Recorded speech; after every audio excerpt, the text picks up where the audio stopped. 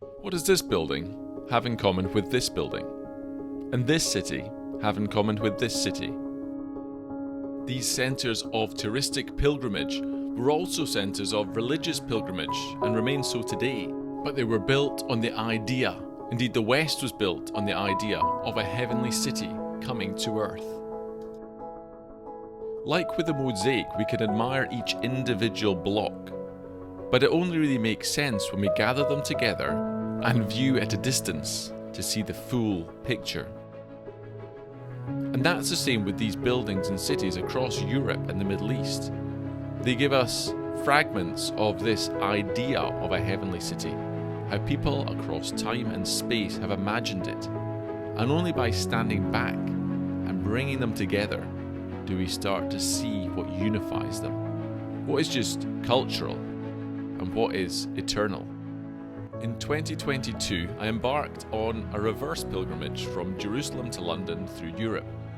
I was invited to be an artist on a group. There were academics and artists and musicians, including a battle rapper. And we were there to see these connections between these sites. You start to see the oculus again and again, or the octagonal baptistries representing the 8th day of resurrection. But I didn't really understand before how places like Rome and Florence and Ravenna and Aachen and London even, they were consciously trying to manifest this idea of the heavenly city. It comes at the end of the Bible in Revelation. It starts with a garden, but it ends with a city, with a garden city. Then I saw a new heaven and a new earth, for the first heaven and the first earth had passed away, and the sea was no more. And I saw the holy city, New Jerusalem, coming down out of heaven from God, prepared as a bride adorned for her husband. It's important to note at this point that it was a heavenly city, one coming down out of heaven, not from earth.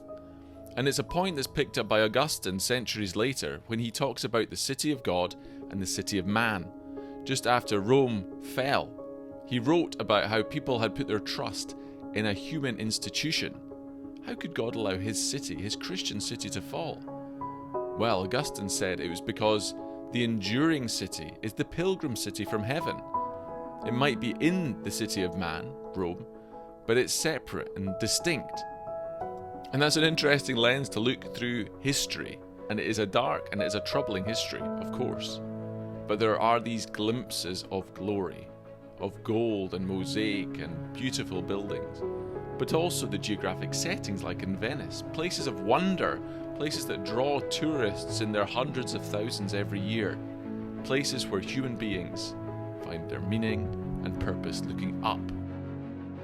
Of course, I could never capture the full thing, but I drew it together into this small medieval-style guidebook, like they'd use on pilgrimage in the past, connecting these buildings visually with photographs. And between each photograph runs a single line of text that wanders across the page and occasionally gathers together before wandering off again. It's a first-person diary that I wrote. I compiled it into this book as a prompt for you, the reader, so now you can see how important this idea of the New Jerusalem is, not as a political entity today, but as this thing that shaped Western history, but also in how Augustine separates out the city of God and city of man. So when we go to these places of touristic pilgrimage, we have a framework to try and understand what is going on, to separate out the different motivations and inspirations.